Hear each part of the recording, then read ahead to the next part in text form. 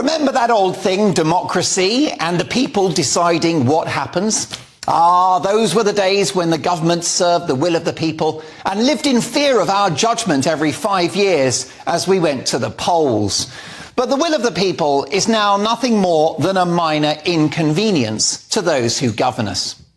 Take the rollout of the clean air scheme ULEZ at the hands of London's despotic Mayor Sadiq Khan. A policy, the evidence for which is thinner than posh spice on the keto diet.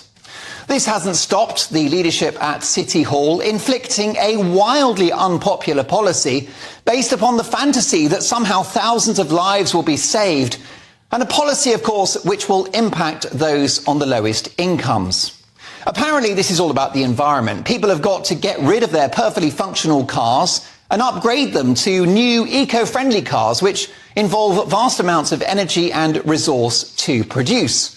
So a workhorse 10-year-old Volkswagen Passat that exists must make way for a Tesla or Nissan Leaf that in some cases hasn't even been built yet. All of this to save the planet. How is throwing away old cars that work good for the environment? Make it make sense.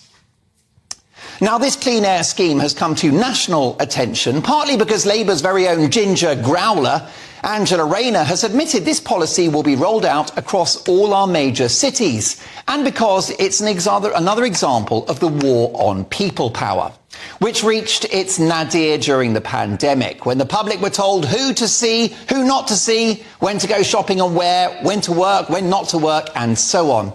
We should have been allowed to make a judgment about the risks of the virus for ourselves and our families and act accordingly, as was the case in Sweden and the US states of Florida and Texas, where, surprise, surprise, they had excellent COVID outcomes. No lockdown, no mask mandate Sweden boasts the lowest excess pandemic deaths in Europe. People power in action.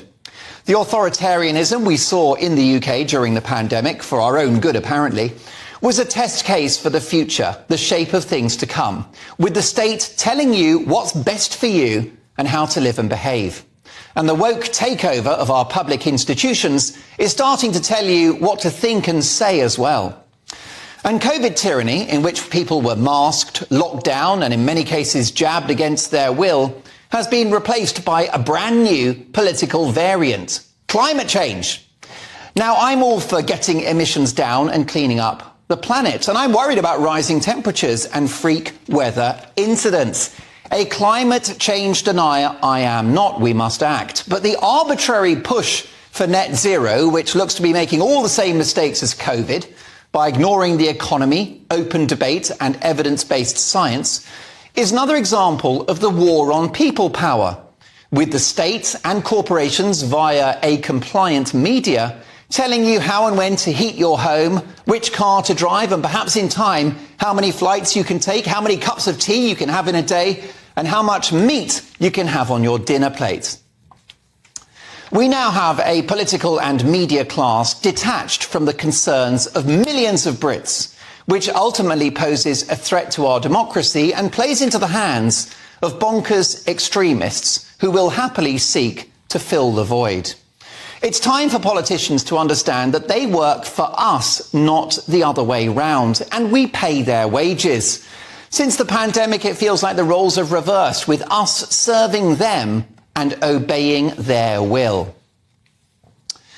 And it seems to me that Labour and the Conservatives are two cheeks of the same arse. Whether it's concerns about the cost of net zero, the real-world impact of policies like ULEZ, or worries about illegal immigration into the country, if people don't feel listened to and heard, and if policies are not rolled out with the public's support, engagement and consent, it doesn't end well. Disaffected voices grow louder, public anger rises, and bad actors take advantage. If they're not careful, the peasants will revolt. A revolting outcome for all concerned.